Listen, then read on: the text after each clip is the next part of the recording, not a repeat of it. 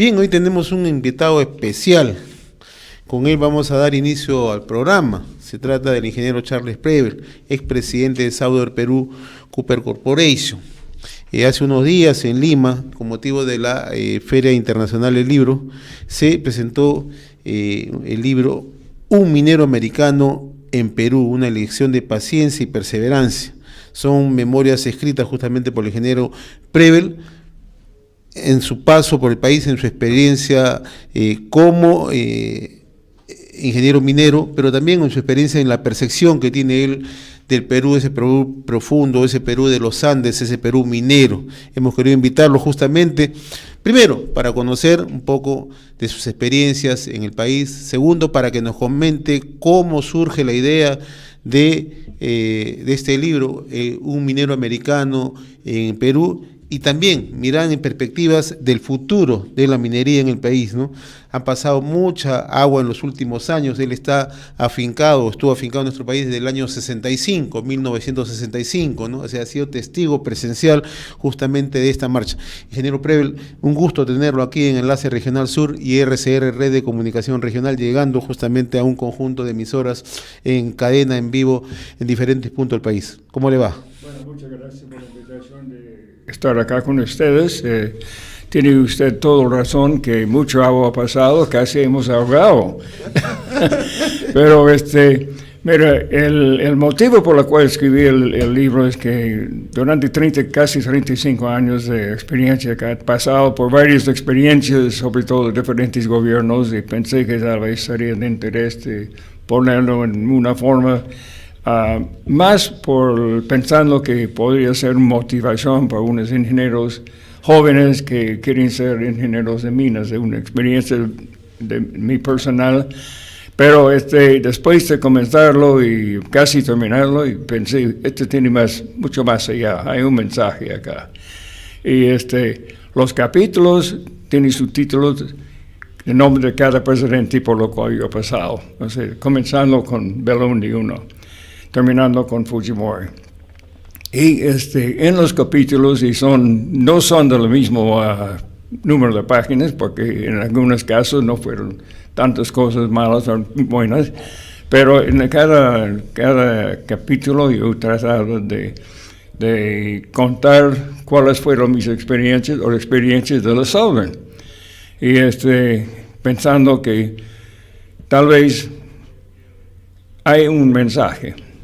Pero el mensaje no es un libro técnico. El libro no es técnico, tampoco es cómo gerenciar una mina. Es más que qué no debe hacer los gobiernos. Y un mensaje bien claro es que, señores gobiernos, hay que leer los contratos. Y eso es lo que pasó en el caso de Cuajone. El contrato de Cuajone, que fue comenzado en el primer gobierno de Belundi, firmado con el gobierno de Velasco, en vigencia Morales Bermúdez y también Belundi II, porque era un contrato que veía la recuperación de la inversión va a tomar por lo menos 10 años. Entonces llegó a este gobierno de García y ahí comenzó el problema. Un funcionario del Banco Central mandó una carta al Alva Castro diciendo que parece que la Southern ha recuperado demasiado, que no fue cierto porque faltaba todavía. Pero por las complicaciones del contrato, parecía. El hecho que de las dos partes en el contrato, las dos partes tuvieron obligaciones, tanto la empresa como entregar sus estados financieros del proyecto de Cuajone, como el gobierno analizarlo y decir, muy bien, señores de la empresa, tanta plata va a una cuenta y tanta plata va a la otra cuenta. En 10 años y pocos meses, solamente 17 mensajes vinieron del gobierno. Tuvieron que contestar, han debido contestar mensualmente, pero no fue. Sí, entonces hubo distorsiones en la recuperación, unas veces sobredepositado, otras veces bajo. Entonces, ese llevó una imagen negativa y una complicación Y el problema grande en el caso sobre todo en el caso del gobierno García I, los únicos que leyeron el contrato fue Abel Salinas y Roger Révalo. Y ellos entendieron muy bien el contrato, pero en ese entonces se había convertido en una papa caliente política. O sea, el propio presidente García no conocía el contrato. Conocía porque yo le he dicho cómo es.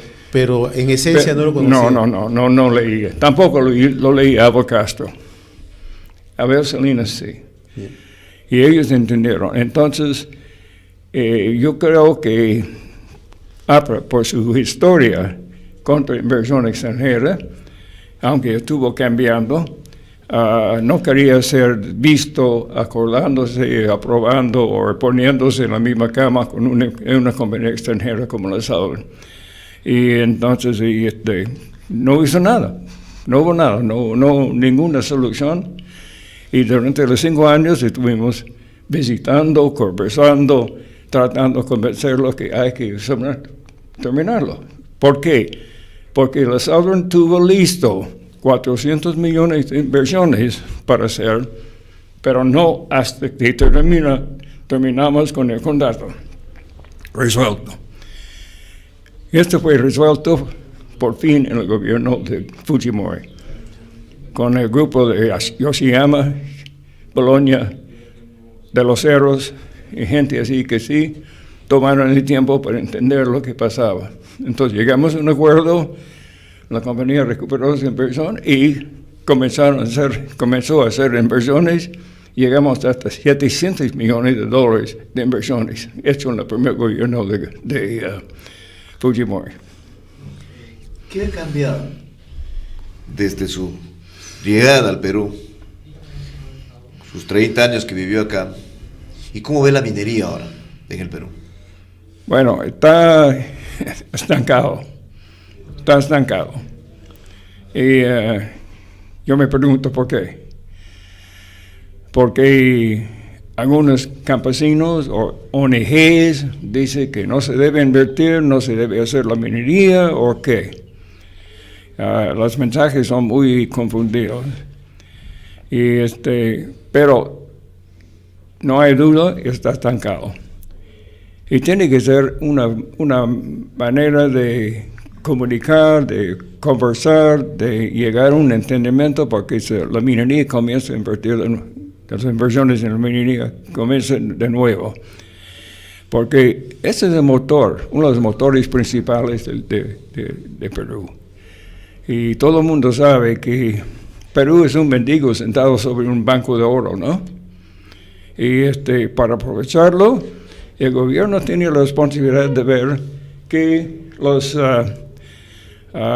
inversiones mineras se han hecho de acuerdo a la ley, cumple con sus contratos y trae beneficio a la gente, al pueblo, vía el canon minero o como sea. Pero hay tantos ejemplos buenos de cómo una inversión minera ha hecho bien por la empresa, por la gente.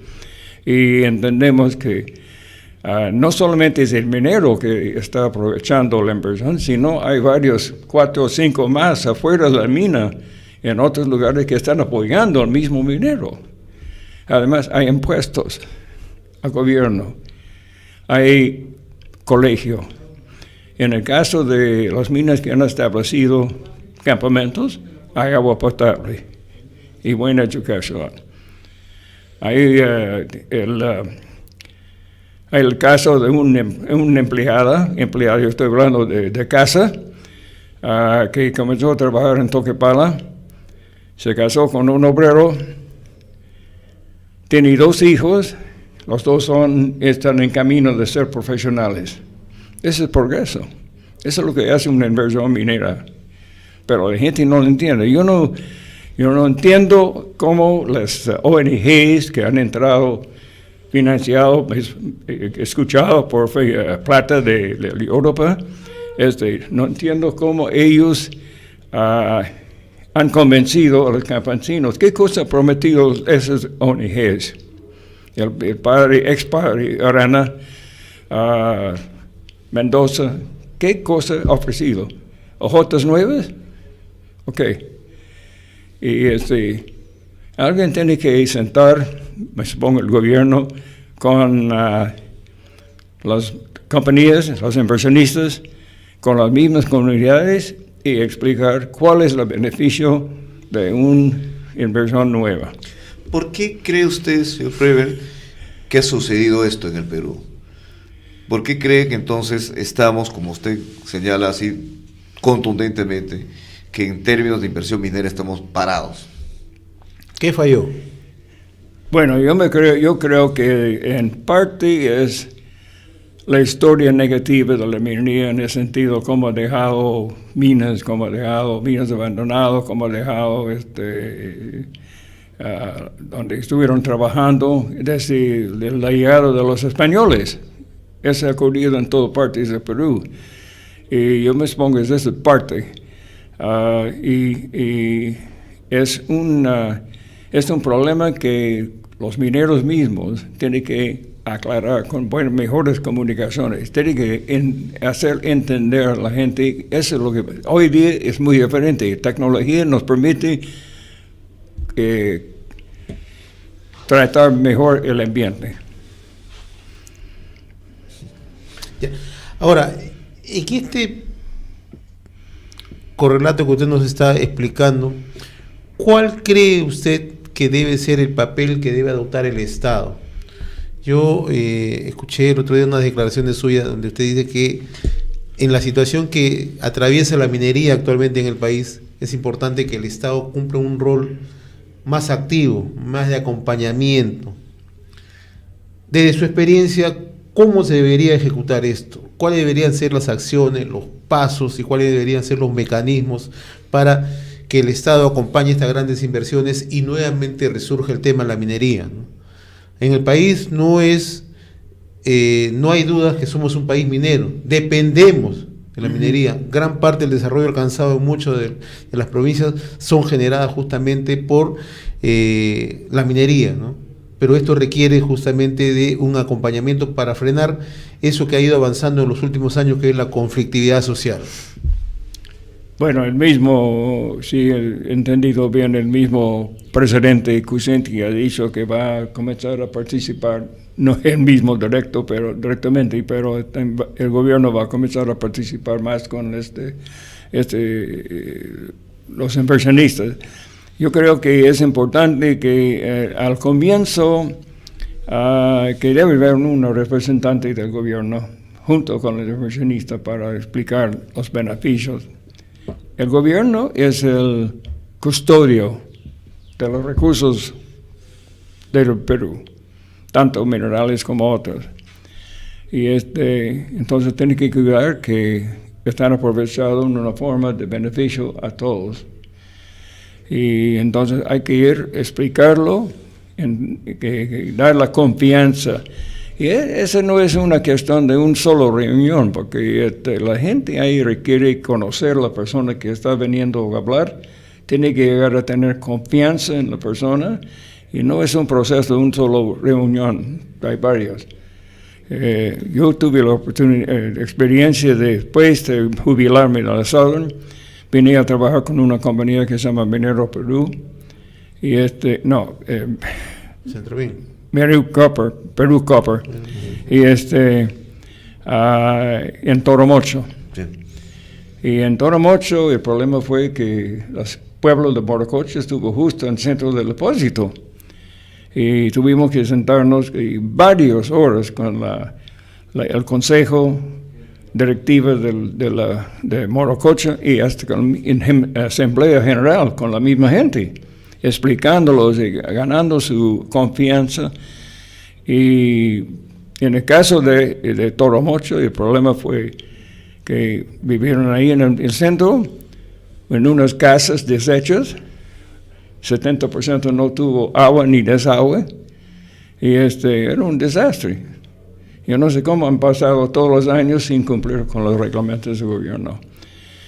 Pero prometimos algo y conseguimos y cumplimos con nuestra promesa. Casa nueva, título, jardín, agua potable, agua servida, todo. Y eso es lo que en muchos casos el gobierno, en la mirando lo que ha pasado en los últimos años, y de lejos, porque yo solamente leo el periódico y leo lo que veo de cuando en cuando por televisión, el gobierno se presenta cuando hay violencia o disturbios. Y se presenta una cara y después se va. Tiene que ser más. Tiene que tener un representante que va a sentar con la gente y con el inversionista en la mesa. ¿Cuál es el futuro de la minería a nivel global, señor Prevel? Se habla, por ejemplo, de que en realidad el ciclo de los grandes precios en la minería ya no se ha caído, eso ya terminó y ahora volvemos nuevamente a entrar en una crisis de precios que no van a permitir quizás el desarrollo de otros proyectos.